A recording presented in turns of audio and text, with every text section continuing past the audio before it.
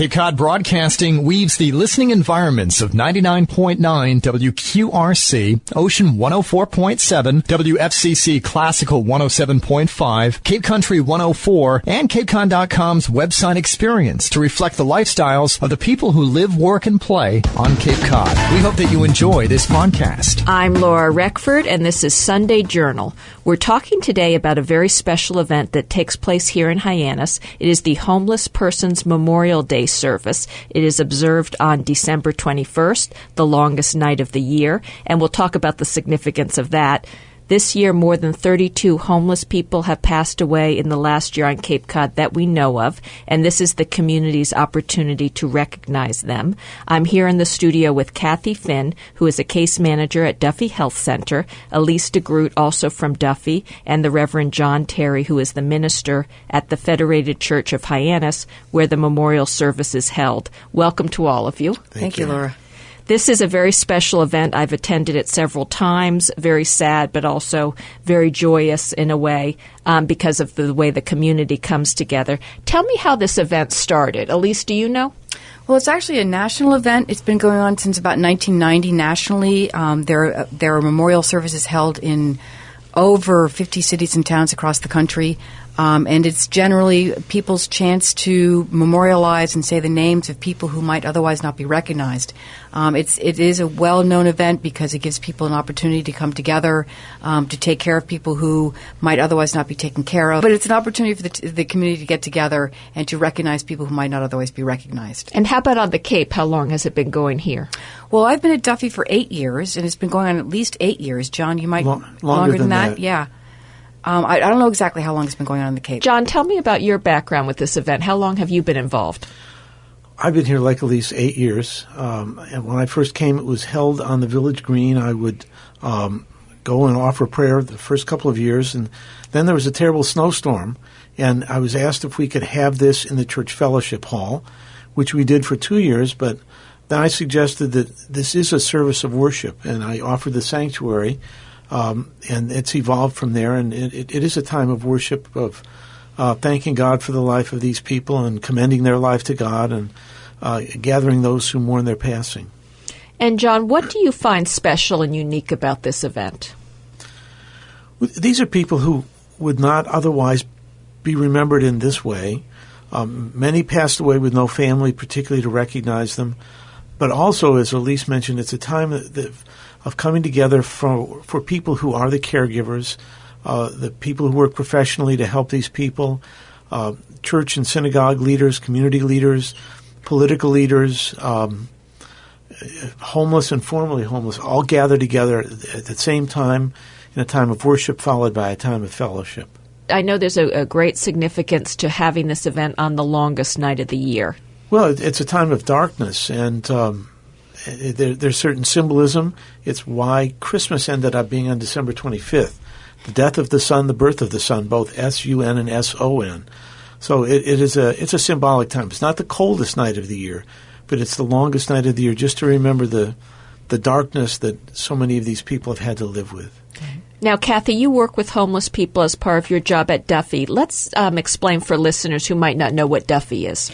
Duffy's a full-service health center. We also have behavioral health therapists. We work with people who are homeless or at risk of homelessness. Maybe they're sleeping on somebody's couch. Maybe they're just living from basement to basement. And they come in and they get full services around their mental health, their physical well-being. We also have case managers who are available to our patients to help ease whatever issues they have around paperwork, where to live, what to do. We don't have all the answers, but we really try.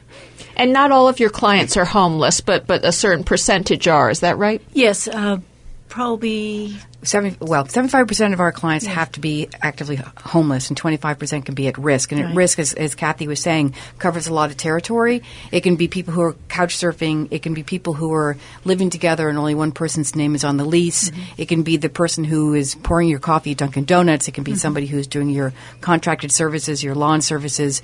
There are a lot of people living on the edge on the Cape. We talk about it being the perfect storm of really high housing costs and very low-paying jobs, and a lot of people are just one paycheck away from being homeless. And now this year's service, it memorializes 32 people, a huge jump from last year. Our records indicate that we memorialized 8 people last year. Again, the records are only the people we know about. There may have been more. And there is a huge jump from 8 to 32. And we have a lot of ideas about why that might be true. We think that part of the problem is that the weather has been particularly difficult this year. Also, there seems to be a very lethal combination of heroin on the Cape this year, a lot of overdoses. But also, as you probably know, people who are homeless tend to die earlier in life anyways because they frequently don't have the ability or don't get the medical care they need. So they come with some pretty significant medical problems by the time they arrive at a place like Duffy. So, for example, we saw 3,000 people last year at Duffy for over 30,000 visits. And the reason we saw them for so many visits is because the time they get to our door, their COPD, their diabetes, their chronic conditions may have gotten to the point where they need to be seen really frequently. And as Kathy also mentioned, we also offer social work, mental health services, counseling services, and case management services. So people really do get a fully integrated care when they come to the Duffy Health Center. Now, what you see at this service is people who they all know each other, they stick together. Well, actually, John has been very integral in the whole planning of this service this year, and I think because there's so many people, we've had to kind of take a different approach. John, you want to talk about that? Yeah. Let me just say a little bit about the service. The service is going to begin at 5 o'clock on the Village Green. Dan McCullough will be the speaker there. He is known as a professor at Cape Cod Community College and is a columnist. He'll actually be writing about this the day that this program is on. And he has done himself, along with his companion Maureen, a great deal of outreach, going out to those who are homeless to care for them. So he'll be the main speaker. Then we come over to the church. And we did not want the focus to be on a speaker. We wanted it to be on the people. Because there are so many this year, what we're doing is we're giving a general eulogy, just talking about the condition of folks who had reached this point, and then just 5 words that maybe summarize something of somebody's life. And there'll be a candle lighting, right? Yes. I think the kids from the street outreach program will be lighting the candles. Is that correct? Yes. Right. So there'll be luminaria, and there'll be just a few words about each person. And I think the importance is that we really want the person's names to pass someone's lips, that we want them to actually be spoken out loud and recognized in that way.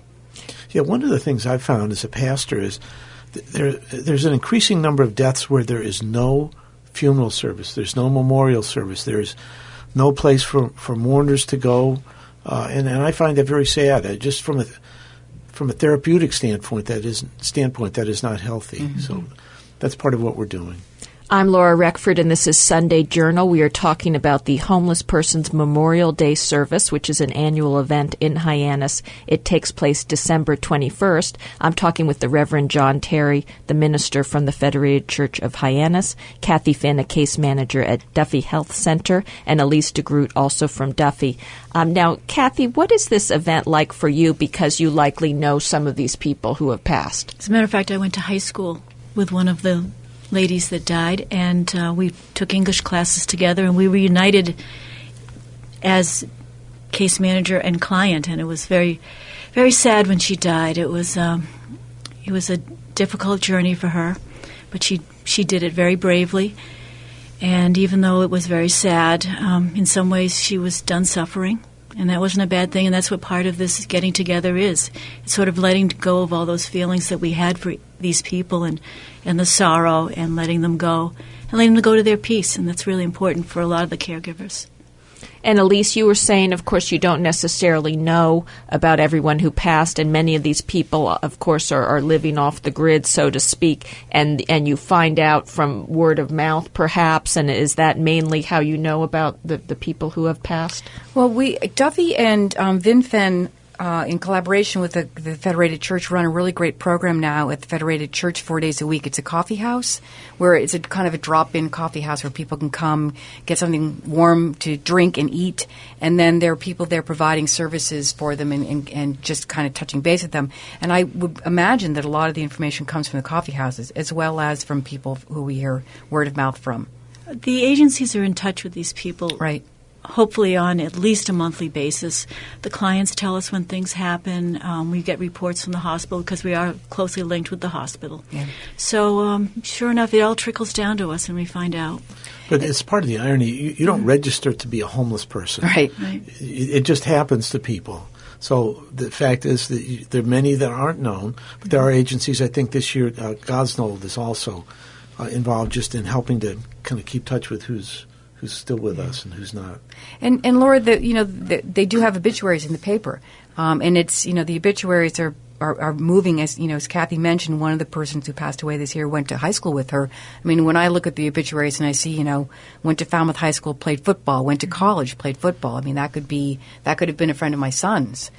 So it really, and we were talking beforehand about the ripple effect that this has. They're not just an individual; they're an individual who had parents and may have been married and have children or have brothers and sisters. So it's not just the one person that is being memorialized and held this way. It's the entire family and their community that's it's being memorialized as well. And I want to talk a little bit more about what actually will happen at the service this year, because it sounds like it's a little bit different how it's going to go. It's going to start at the Hyannis Village Green. John, can you tell me how that's going to happen this year and how it's going to go? Do people walk over to the church at some point? Yes. Well, we begin at the Village Green. Dan McCullough is leading that. He always has a touching story to tell about the work he has done with the homeless. Then we go over to the church, and there'll be music. There'll be some readings. There'll be the mentioning of the people's names. There'll be opening and closing prayers, and then we particularly want to have a time of fellowship for people to gather. Again, you talked about the letting go. Just the people who cared for them have an opportunity to get together, sometimes with the family, sometimes with friends, and just be supportive of one another. And there's usually music as part of the service. Right. Will there be this year? The Homespun Singers, yes. So there'll be just the one musical performance then this I was year? not asked to sing, so that'll be it. Neither was I. Now, Elise, one thing you touched upon was the life of a homeless person being hazardous to the health, essentially. Right. Let's talk a little more about that. Well, certainly when you're living in the woods or living on the street, you're not necessarily taking the best care of yourself because you may be more worried about where you're going to sleep that night or where your next meal is going to come from rather than thinking about taking care of yourself. And people who are homeless generally tend to die at an earlier age, in their 50s. An average of 30 years earlier. Or 30 years than the average person, right. So it's one of the case managers was telling me earlier that some of the people who passed away this year, they weren't entirely surprised by because they were at that point in their lives where they had not taken good care of themselves, and it was just a matter of the chronic conditions catching up with them. And this time of year, I would think, I'm sorry, John, you want to say something? Yeah, also, it's people hear about these homeless camps, and they think of people sitting around having s'mores and singing Kumbaya, but they're really awful places, right. And people just want the pain to go away. It's so difficult. So there is the heroin, there's the alcohol, there's a lot of things that ultimately are very destructive, but are sought at the moment just to, for at least a moment, relieve the pain. And this time of year with the weather, the cold, how hazardous is that for people living outside? It's really hazardous. It's very hazardous. And one of the things we're asking for is when people come, if they could bring hats and mittens and socks and things like that to donate to clients who need them. Now, at the same time, I've seen that there has been a reduction of homeless people on Cape Cod. Is that true? And how has that come about? Well, I think that the Main Street initiative has been very successful. That the people who were seen as problematic on Main Street, that number has gone way down. And I know there's a lot of discussion about the possibility of a day center opening up on the Cape. And certainly the coffee houses that are held at the church have made a big improvement. But my sense is that I read in the paper that actually homelessness is on the rise across the state.